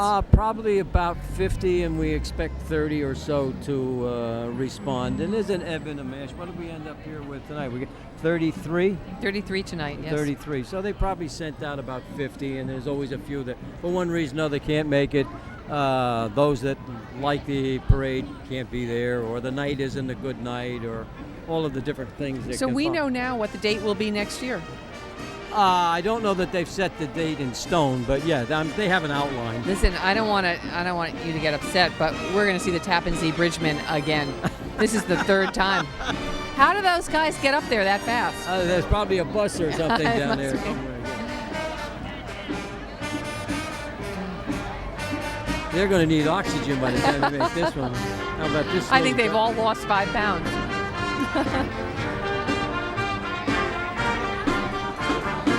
And they're going to be leading off the contingent from Sleepy Hollow. There you go. And we're in the last. We got Chief Dean DeLittle leading off with his John Scarpino as his aide.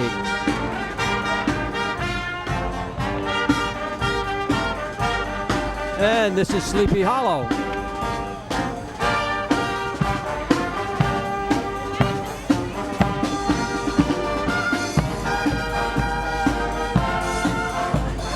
It says here we're going to get the Larchmont Historical Society. I wonder if that was the horse thing. Oh. They might have been out of position a little bit. Maybe. Or maybe they want to get the horses through early. Well, you know, these Tappan Zee Bridgemen are quite good. You'll notice the marchers all marching in step. Yep. It's fun.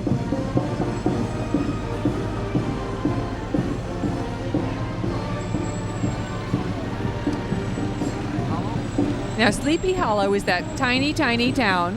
was In for a the while. It was North Terrytown, then they That's came right. back to Sleepy Hollow. That's right. That's right.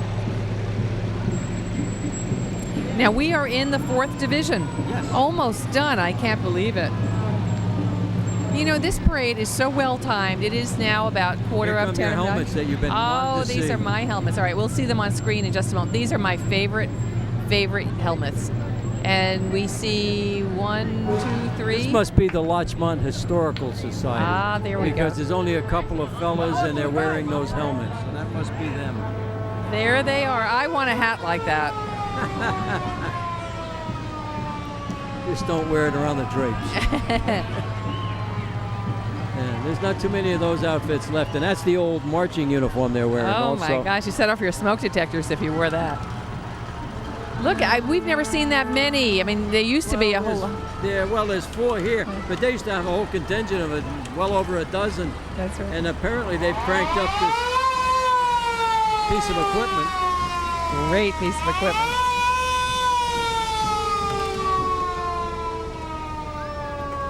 All right, Now- Norotan is supposed to be next. I think we saw Glenbrook go through. At least one of the trucks said Glenbrook. We saw one of them, yeah. So we got only a couple units, and our evening will come to an end. Oh, I can't believe it. We look forward to it all year, and it goes so Yeah, go quickly. But you know, I've never seen it run this smoothly. Not one hitch, as far as I could tell. Well, the wind wasn't blowing over our curtains tonight. No, and, no. umbrellas and No, but even- Mother Nature's cooperating. It sure has. But the pacing of the parade was really exquisite. Good. I mean, everything was moving, but not so fast. Those that are stepping it off down at Mamaroneck Avenue School will be pleased. Well, they should be complimented for their hard work. It really paid off. Shows beautifully. So these are our friends from North. Well, that was Glenville Glenbrook. before. This is Glenbrook. I'm sorry. Oh, this is Glenbrook. Yeah, we were.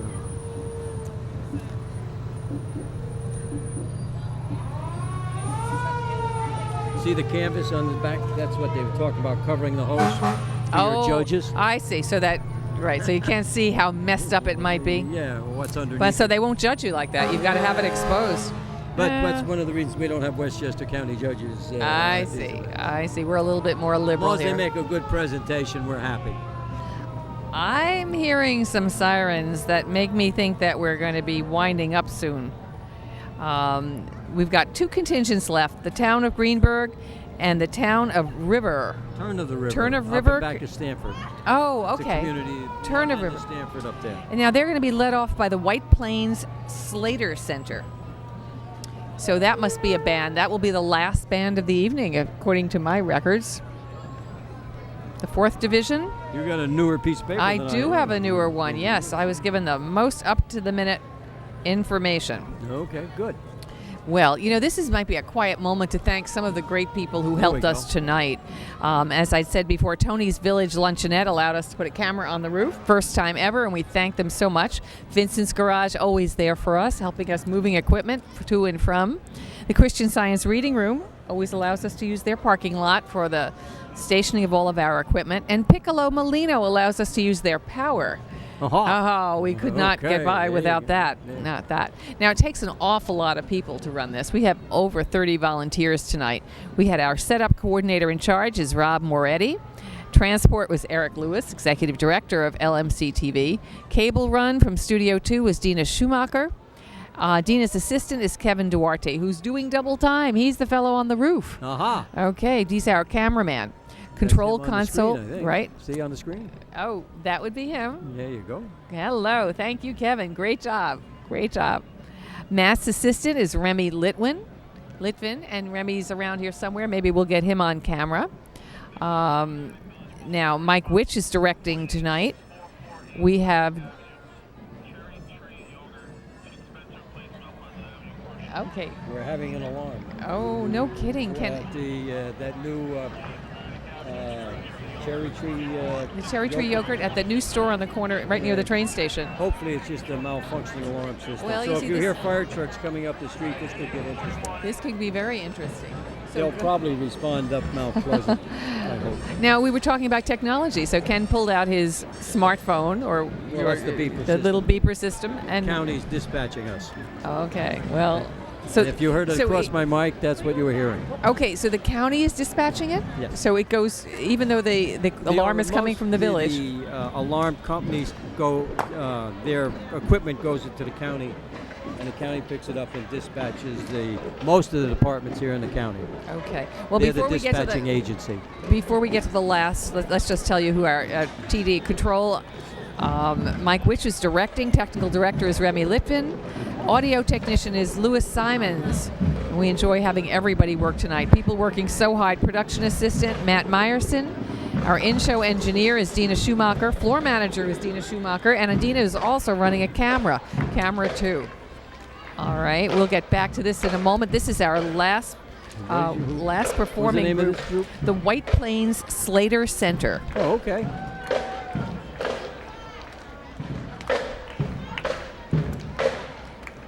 They have a slightly different beat.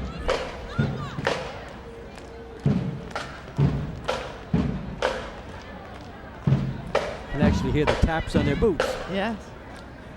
I don't know if they probably can't pick that at home, but we can actually hear the taps on the bottom of the boots.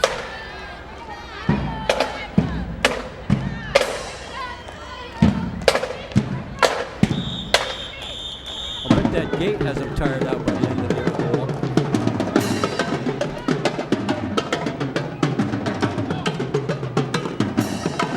That's a tough gate to maintain. It sure is.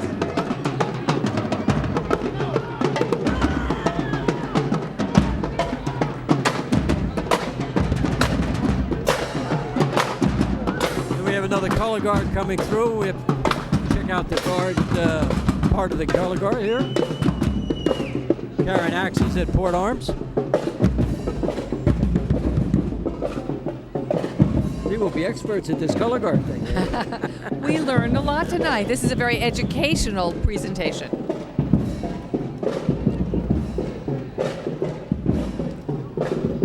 These are our friends from town of Greenburgh. Another old. Oh, I'm not sure he's supposed to be marching that way.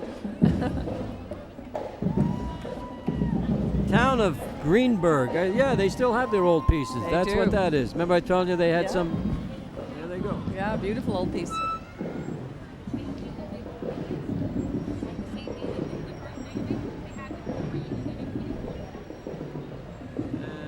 And this must be the Turn of the River unit. Nope, Fairview still. Okay, Fairview. Fairview is up there off Terrytown Road in the north of end of White Plains up there. It's actually town of Greenburgh. I shouldn't say White Plains. They'll all be annoyed with me. It's hard to keep it straight. On here, our friends Turn of the River, Connecticut. Yep, that's the up in the last- back end of Stanford. That's the last contingent. So let's say our thank yous again. The camera people have been terrific. Kevin, as I said, on the roof. Camera 2 is Dina Schumacher, who's doubled as our floor manager. Camera 3, Seth Rothman. Seth, I know you're there, and Seth's doing a terrific job putting himself in harm's way. We've had such great shots because he's run up and gone right up to the fire trucks. So let's hope he does this without incident. And since we've had a fire alarm, I don't think we're going to get the usual group of our equipment making lots of noise at the end of the parade. Well, you know, that's right. We usually, at this point, can't say anything. Yeah, because our own stuff is pulling up the end of the parade. But since we had that alarm at the other end of the avenue, they're busy. Now, we didn't hear them going to that. No, but if they went up Mount Pleasant, I imagine they went Mount Pleasant. And, right, You're really not going to come up through the street here. Okay, You'd be going against the tide. That's not a good thing. that would not work. And besides, you're not allowed to march in that direction according to the rules. So, and they would never do be that. Marching. Nah. Well, then I guess it's time that we said goodnight. I see the crowds breaking up, and it looks to me like there's not going to be any more trucks. Nope, looks like the end has come. So once again, Alice, we have managed to pull off an evening together. We have, without incident. How about that? Oh, well, I mean, somebody will tell us we said something wrong, but we certainly tried to get everybody identified for you folks at home. So on behalf of LMC-TV, I want to thank you, Ken, for being my co-host, and to thank all of the folks behind the scenes who make us look as good as we do. We'll see you next year. Hope so. If not Plan on it. before. I'm Alice Bloom. Good night.